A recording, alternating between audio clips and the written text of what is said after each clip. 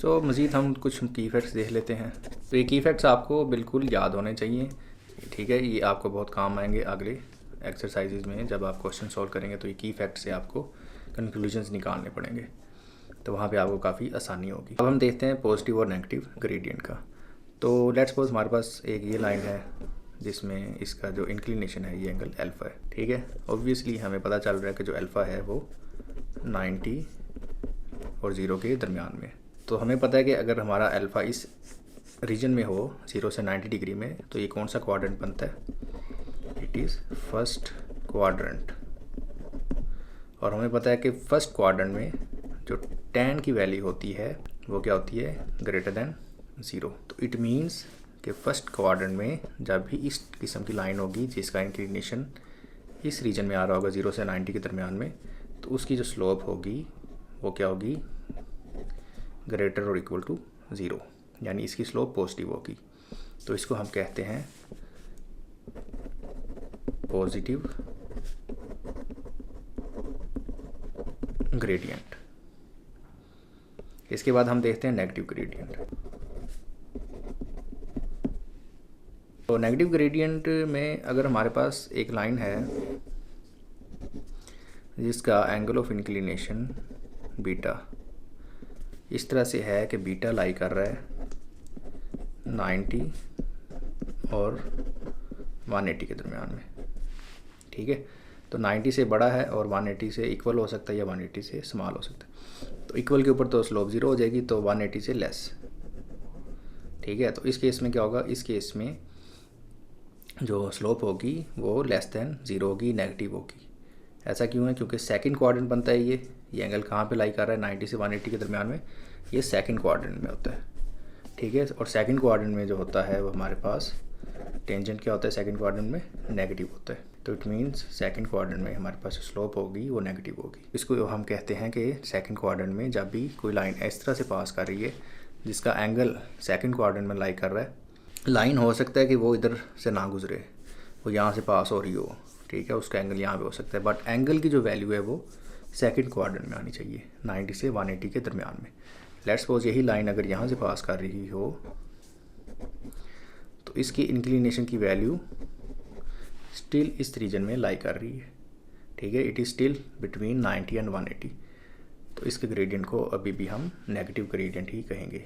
इसकी जो स्लोप होगी वो हमेशा नेगेटिव होगी। ग्रेडियंट्स को हम हमेशा लेफ़्ट टू राइट देखते हैं।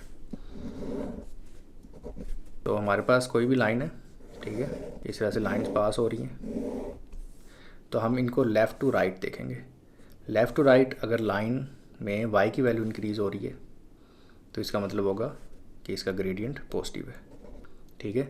और अगर लाइन की y की वैल्यू डिक्रीज़ हो रही है, लेफ़्ट टू राइट देखेंगे तो लाइन की वो जो y की वैल्यू है लाइन के ऊपर वो डिक्रीज़ हो रही है, ठीक है। इस लाइन के ऊपर भी डिक्रीज़ हो रही है, इस लाइन पे भी डिक्रीज़ हो रही है, तो इसका जो ग्रेडियंट होगा वो नेगेटिव होगा। आप इसे ऐसे समझ सकते हैं कि जो ग्रेडियंट है वो लाइन की जो लाइन का रेट हमें बता रहा है, ठीक है, कि उस लाइन का रेट ऑफ ग्रोथ क्या है। तो अगर with the passage of time या विद दी जैसे जैसे x की वैल्यू इंक्रीज़ हो रही है, अगर y की वैल्यू डिक्रीज़ होगी तो हम कहेंगे इसका जो रेट है वो नेगेटिव रेट है।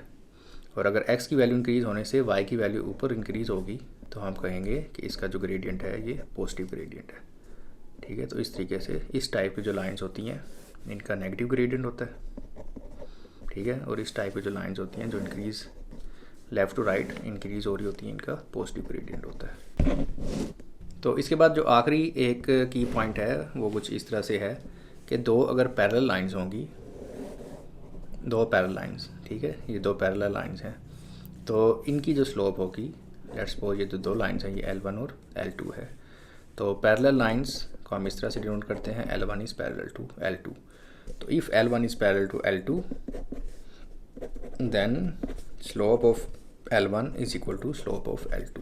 अगर ये दोनों लाइंस आपस में पैरेलल हैं तो इनकी स्लोप्स क्या होंगी? इक्वल होंगी। और जाहिर है कि इनका एंगल जो होगा इंक्लिनेशन वो भी एक दूसरे के इक्वल होगा, ठीक है, यानी सेम एंगल होगा, इनका इक्वल होगा पॉजिटिव एक्स एक्सिस से, ठीक है। और इनकी स्लोप्स भी आपस में इक्वल होंगी। अगर कोई दो नॉन वर्टिकल लाइंस हैं जो वर्टिकल नहीं है, ठीक है, वर्टिकल में स्लोप अनडिफाइंड हो जाती है, तो हम कभी भी अनडिफाइंड को इक्वल टू अनडिफाइंड नहीं कह सकते, नॉन वर्टिकल होना ज़रूरी है। तो अगर नॉन वर्टिकल लाइंस हैं और वो आपस में उनकी स्लोप एक दूसरे के इक्वल है, तो उस केस में क्या होगा, वो दोनों लाइंस पैरेलल होंगी। यानी ये जो थ्योरम है ये कन्वर्स में भी ट्रू है कि if m1 is equal to m2 then l1 is parallel to l2।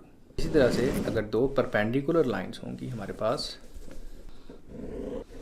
ये हमारे पास दो परपेंडिकुलर लाइंस है L1 और L2, तो इसके लिए हमारे पास फार्मूला ये होता है कि इनकी जो स्लोप्स है उसका प्रोडक्ट किसके इक्वल होगा, -1 के इक्वल होगा।